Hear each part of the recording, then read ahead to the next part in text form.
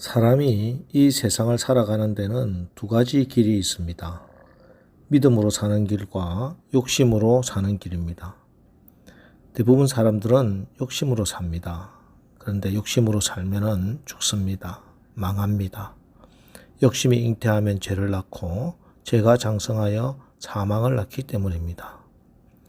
그래서 잘 살려면은 그래서 항상 기쁘고 늘 감사한 하늘나라의 삶을 살려면은 믿음으로 살아야 합니다. 믿음으로 사는 사람이 되어야 합니다. 그래서 성경은 의인은 믿음으로 말미암아 살리라 하고 말씀하십니다. 여기서 믿음은 내가 믿고 싶은 것, 자기 신념을 열심히 믿는다는 것이 아닙니다. 이것은 또 다른 욕심으로 사는 모습일 뿐이지요. 성경이 말씀하는 믿음은 하나님의 인격과 그분이 행하시는 일과 그분의 약속을 믿는 것입니다. 우리에게 하나님께 나아가는 길이 열리게 된 것은 인간이 무엇을 행했기 때문이 아닙니다. 전적으로 하나님이 행해 주셨기 때문입니다. 하나님께서 온전하게 할 수 없는 첫 번째 것은 패하시고 한 몸, 즉 자기 아들을 주심으로 우리가 거룩하고 온전하게 되는 둘째 것을 주셨기 때문입니다. 이 하나님이 하신 그 일을 전인격적으로 네, 그렇습니다 하고 긍정하고 받아들이는 것, 이것이 믿음입니다. 그런데 사람들은 이 은혜를 거부하고 율법으로 살려고 합니다. 왜냐하면 은혜는 자기의 자존심을 죽이는 것이고 믿음은 자기를 십자가에 못 박는 것이기 때문입니다. 자기 영광이 드러나지 않고 오직 하나님의 영광만이 드러나기 때문이지요. 그래서 선악과를 따먹고 자기가 하나님이 된 인간은 지옥 가는 것보다 자기의 왕된 자리를 내놓기가 그렇게 싫은 것입니다. 그래서 어떻게 하든지 자기 힘으로 제 문제를 해결해 보려고 했고, 그래서 율법으로 구원받으려고 하는 것입니다. 그러나 오늘 성경은 뭐라고 말씀합니까? 3절, 그러나 이 제사들에는 해마다 죄를 기억하게 하는 것이 있나니. 율법의 속죄제는 죄를 없애는 것이 아니라 도리어 죄를 생각나게 하는 것이다. 이렇게 말씀합니다. 어떤 사람이 중대한 죄를 저지르고 심한 자책감을 이기지 못해서 매일같이 술로 세월을 보내고 있었습니다. 그래서 이를 보다 못한 한 목사님이 다가가서 이렇게 물었습니다. 선생님, 왜 매일 술만 마시고 계십니까? 고통을 잊기 위해서요. 그 사람은 눈길도 주지 않고 술잔만 바라보며 이렇게 대답했습니다. 그러면 그 술이 문제를 해결해 주던가요? 목사님이 다시 물었습니다. 그러자 이 사람이 화를 벌컥 내면서 아니 술이 문제를 해결해 주면 내가 매일 술을 마시겠소? 참 답답한 사람이네. 여러분, 정말 답답한 사람이 누굽니까? 문제를 해결해 주지도 못할 것을 매일 붙잡고 그것도 건강과 시간과 재물까지 낭비해 가면서 말입니다. 그런데 잘 살펴보면 온 세상이 이런 사람으로 가득 차 있습니다. 그들은 좀 더 고상한 모양을 취하고 있지만 50보 100보입니다. 철학을 찾고 예술에 심취해보고 유교니 불교니 종교생활을 하고 마치 술을 마시고 취한 순간에는 모든 것을 잊어버린 것 같으나 다시 술이 깨고 나면 더 비참한 현실 앞에서 절망에 빠지는 것과 마찬가지입니다. 마시면 마실수록 갈증만 더 불러일으킵니다. 왜냐하면 3절 4절 그러나 이 제사들에는 해마다 죄를 기억하게 하는 것이 있나니 이는 황소와 염소의 피가 능히 죄를 없이 하지 못함이라. 그런 것에는 죄 문제를 해결하는 능력이 없기 때문입니다. 예수의 보혈의 은혜가 없기 때문입니다.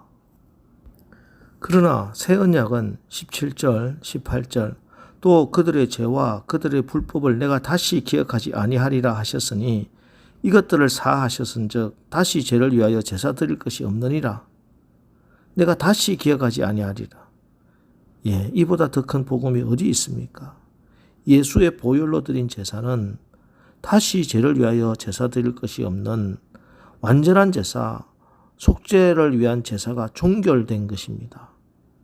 그렇습니다. 율법에는 세상 어떤 것에도 죄 사함의 은혜가 없습니다. 그래서 하나님께서도 사실 이러한 제사를 기뻐하지 않으셨다 이렇게 말씀합니다.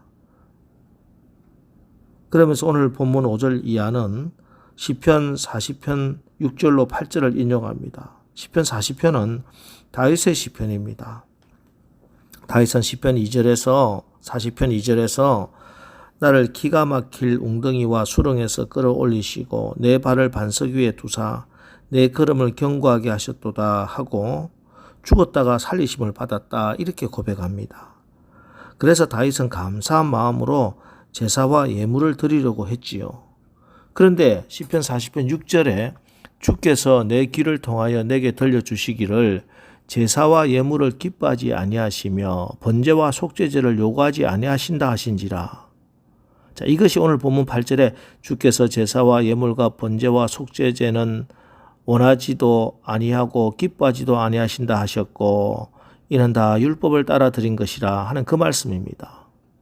자, 그러자 다윗이 깨닫습니다. 아, 하나님은 제사와 예물보다 나 자신을 원하시는구나. 그래서 시편 40편 7절에 그때 내가 말하기를 내가 왔나이다 나를 가리켜 기록한 것이 두루마리 책에 있나이다 하고 하나님께 응답합니다.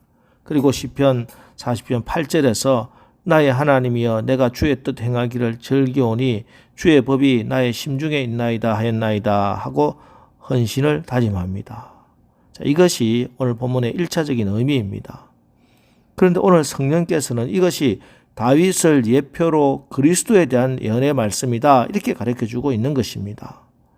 예수님께서 온전한 또 완전한 예배를 드림으로 다시 죄를 위하여 제사 드릴 것이 없는 완전한 제사, 속죄를 위한 제사가 종결된 것이다 하는 것이지요. 그렇기 때문에 우리도 예수의 이름으로 예배를 드릴 때마다 이 예수 그리스도의 마음으로 예배를 드려야 합니다. 어떤 마음입니까? 빌립보서 2장 5절 너희 안에 이 마음을 품으라 곧 그리스도 예수의 마음이니 하고서 8절에 사람의 모양으로 나타나사 자기를 낮추시고 죽기까지 복종하셨으니 곧 십자가에 죽으심이라.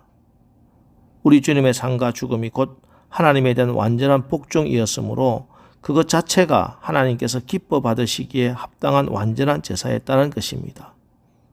예, 그렇습니다. 참된 예배는 우리 주님이 십자가에서 죽기까지 복종하신 것과 같이 내 몸을, 나의 전 인격을, 나의 삶을 말씀에 순종함으로 드리는 것입니다. 그렇습니다. 우리 하나님은 예배의 행위를 보시는 것이 아니라 예배자의 중심을 보시기 때문입니다. 언젠가 사상 유례 없는 가뭄으로 농촌 지역이 어려움을 겪고 있을 때 소위 농심을 잡는다며 정치인들이 요란한 선전과 함께 농촌 지역으로 몰려가 사진 몇 장 찍고 돌아가자 한 농부가 앞으로 이런 식으로 농촌을 찾아올 생각이면 다시는 오지 말라고, 평소에는 농촌을 안중에도 두지 않고 국회에서 싸움질만 하다가 자기가 필요할 때만 표를 찾아서 선전용으로 농민들의 마음을 이용하는 모습에 심각한 모욕감마저 든다고 이렇게 소리쳤다고 합니다. 또 어느 시골 마을 부녀에는 농촌을 돕는다며 화려한 옷차림에 손에는 매니큐어를 바른 고관 부인들을 마을 입구에서 내쫓았다 하는 기사도 난 적이 있습니다. 이런 모습을 보고 우리는 속이 시원하다 이렇게 느끼지요. 그런데 한번 생각해 보십시오. 우리 인간도 그 사람의 마음을 알아보고 가식적인 행위에 분노하는데 하물며 살아계시고 우리의 중심을 보시는 하나님께서 우리가 가식적으로 예배드리는 것 보시고 어찌 기뻐하시겠습니까? 이 시간 우리 다시 한번 우리 자신의 예배를 점검해 보시기 바랍니다. 우리가 신앙생활 오래 하다 보면 성숙해지는 면도 있지만 자칫 잘못하면 습관적이 되기 쉽습니다. 그러다 보면 성전의 마당만 밟는 안타까운 모습이 될 수도 있습니다. 만일 조금이라도 그렇게 된다면 얼마나 안타까운 일이겠습니까? 오늘 새벽에 이제 오늘 말씀으로 우리 다시 한번 더 나의 예배의 모습, 나의 마음의 중심을 잘 살펴보고 하나님께 합당한 참된 예배, 승리하는 예배자가 되어서 우리 인생도 꼭 승리하게 되시기를 주의 이름으로 축원합니다. 기도하겠습니다. 하나님, 우리의 영원한 대제사장이 되신 예수께서 온전한 장막으로 오직 자기의 피로 우리를 완전하게 속죄하심을 믿습니다. 이제 우리가 하나님의 신실하신 말씀에 근거한 구원의 확신을 가지고 다른 사람들 눈치 보지 않고 오직 우리의 중심을 보시는 하나님께 온전한 예배드리는 예배자가 되게 하옵소서. 이제부터는 죄와 사망의 법이 아니라 하나님의 성령의 법으로 연약한 육체를 쳐서 복종시키며 하나님을 기쁘시게 해드리는 우리의 삶이 되게 하옵소서. 우리가 순종하고 행하는 믿음으로 죽어있는 모든 것들 살리는 역사의 주인공이 되어서 오늘도 승리하는 하루를 살게 하옵소서.